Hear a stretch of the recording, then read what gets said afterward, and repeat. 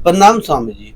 स्वामी जी, रोहित का प्रश्न है कि प्रेम के रिश्ते और खून के रिश्तों में से कौन से मजबूत होते हैं? कसमे वादे प्यार वफा सब बातें हैं बातों का क्या, कोई किसी का नहीं है झूठे, नाते हैं नातों का क्या।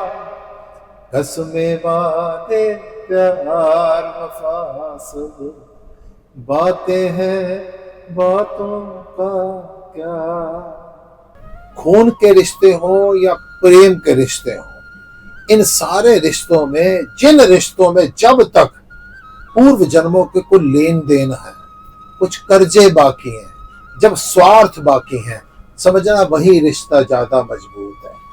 खून के रिश्तों में आप देख रहे हैं कि एक ही परिवार के 4-4 बच्चे होते हैं, बचपन में कैसे इकट्ठे खेल रहे होते हैं, और धीरे धीरे जैसे ही सांसारिक वासनाओं का, स्वार्थों का, इच्छाओं का पर्दा उनकी आंखों पर पड़ना शुरू होता है, तो वो खून कहाँ जाता है? वो खून का रिश्ता नहीं रह जाता, वो खून लेने को उतारू हो जाते हैं, एक दूसरे के खून के प्यासे हो जाते हैं।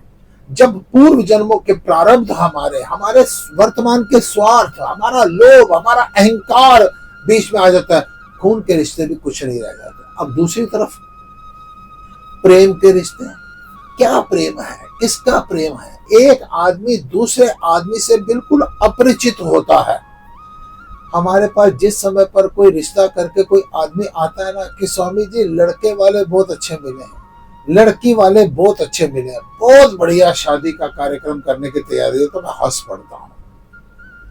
वो कहते स्वामी जी आप हंस रहे हैं। मैं कहा भाई 1 साल के बाद पता चलेगा कौन अच्छा कौन बुरा है। जिस समय पर आदमी के पूर्व जन्मों के संचित कर्जे जागते हैं, लेन देन जागते हैं, तो आदमी एक दूसरे से प्रेम करने लगता है, एक दूसरे के प्रति आकर्षण बढ़ता है। हमारा लोभ जब बढ़ता है तो हमारे को वहां से सुख नजर आना शुरू हो जाता है। लेकिन जैसे ही कर्जे खत्म होते हैं, ना प्रेम रहता है, ना खून के रिश्ते रहते हैं। अब एक दिन एक प्रश्न हमारे पास लेकर आया कि स्वामी जी अरेंज मैरिज अच्छी है या प्रेम विवाह अच्छा है? मैंने कहा अरेंज मैरिज हो या प्रेम विवाह हो, दोनों ही तब अच्छे जब विवाह के बाद भी प्रेम बना रहे। पहले तो प्रेम विवाह होता है, पहले तो प्रेम होता है और बाद में एक दूसरे के शत्रु बन जाते हैं। जब तक आदमी का पूर्व जन्मों का लेन देन है, तब तक सारे रिश्ते अच्छे हैं, और जैसे ही कर्जे खत्म हो जाते हैं, सब अपने अपने रास्ते पर अलग अलग जुदा। जरूरी नहीं मर के जुदा होते हैं, जरूरी नहीं स्वार्थ खत्म होता है तो रिश्ते खत्म हो जाते हैं। कई बार कोई लड़ाई नहीं होती, कोई झगड़ा नहीं होता, लेकिन कर्जे खत्म, रिश्ते खत्म। अब विचार कीजिए, पति पत्नी का जो संबंध है वो ना तो खून का रिश्ता है, और वो कहने को तो केवल प्रेम का रिश्ता है।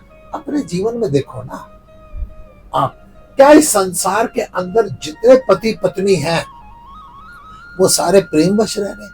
मशीनरी की तरह रह रहे हैं, हृदय में प्रेम नहीं है। एक दूसरे को बोझ समझ के कितने पति पत्नी एक छत के नीचे रहते हैं, लेकिन उस छत के नीचे भी अलग अलग कमरों में रहते हैं, दुनिया को पता भी नहीं है। फिर एक कमरे में सोते हैं, लेकिन हृदय में प्रेम नहीं है, बोझ बना के रह रहे हैं।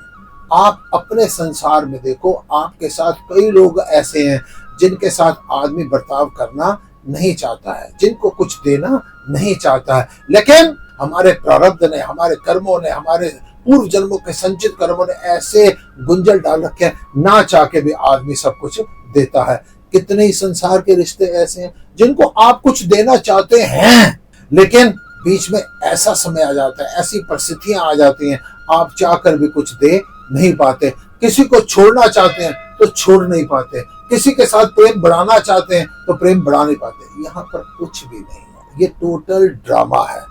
जब तक कर्जे हैं, जब तक पूर्व जन्मों के लेन देन हैं, तब तक सारे के सारे इकट्ठे एक जगह पर रहते हैं, और जैसे ही पूर्व जन्मों के संचित कर्म खत्म हो जाते हैं, जब लेन देन हमारे कर्जे पूरे जाते हैं, तो आदमी एक दूसरे से जुदा हो जाता है। ना कोई यहाँ पर प्रेम के रिश्ते मजबूत हैं। प्रेम है ही कहाँ, मोह है, स्वार्थ है, लोभ है, ये इसके रिश्ते हैं। जो प्रेम का रिश्ता होता है ना, संत महात्मा लोगों का जो जीवन होता है ना, ये प्रेम का होता है। इनका सारे संसार के साथ प्रेम होता है। ये वसुधैव कुटुंबकम की विचारधारा से जीते हैं कि यानी दूसरा कोई नाराजगी व्यक्त भी कर रहा है ना, तो ये नाराजगी नहीं रखते हैं, हमेशा अपने हृदय में प्रेम रखते हैं। इसको कहते हैं संतों के प्रेम को प्रेम कहते हैं। दुनियादारी के जो लोग हैं ना, ये तो केवल मतलब के एक आदमी ने दूसरे की आदमी की बात नहीं मानी ना, तो 1 मिनट में रिश्ता खत्म हो जाता है। एक जरा सी बात पे बरसों के याराने गए, चलो अच्छा हुआ कुछ लोग तो पहचाने गए, लेकिन संत हृदय कभी ये विचार नहीं करते मैंने छोड़ दिया। कोई छूट भी रहा हो तो उसको पकड़ने की कोशिश करते हैं। ये प्रेम का संबंध है। बाकी इस संसार के अंदर सारे मोह के रिश्ते हैं, पूर्व जन्मों के लेन देन के रिश्ते हैं, स्वार्थों के रिश्ते हैं। कर्जे खत्म तो रिश्ते खत्म। सबसे बड़ा रिश्ता जो परम पिता परमेश्वर के साथ है, उस परमात्मा के साथ हमारा जो रिश्ता है, इस आत्मा और परमात्मा का रिश्ता है, ये सच्चा रिश्ता है। इसके साथ जितना मेंटेन करते हो, मैं हमेशा एक बात कहता हूँ, हरि व्यापक सर्वत्र सन्माना। हर आदमी के अंदर, हर इंसान के अंदर परमात्मा का दर्शन कर, उसको प्रेम का रिश्ता कहूंगा। बाकी जिसको तुम प्रेम के रिश्ते कह रहे हो, ये मोह के रिश्ते हैं, ये काम के रिश्ते हैं, ये स्वार्थ के रिश्ते हैं, ये लोभ के रिश्ते हैं। और जैसे लोभ खत्म होता है, सारा कुछ खत्म हो जाता है। ये टोटल ड्रामा है, टोटल एक पिक्चर है। जिस समय फिल्म में जिस किरदार का, जिस पात्र का अभिनय आता है, वो सारे सामने आ जाते हैं। जब जिसका अभिनय किरदार खत्म होता है, चाह कर भी आदमी, ना चाह कर भी आदमी, ना कोई किसी के साथ रह सकता है, ना कोई किसी को अपने पास रख जाता है।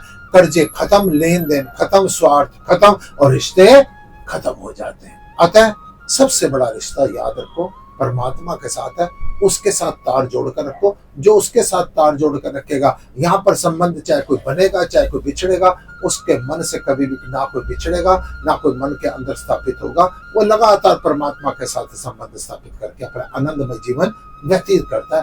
ओम नमः।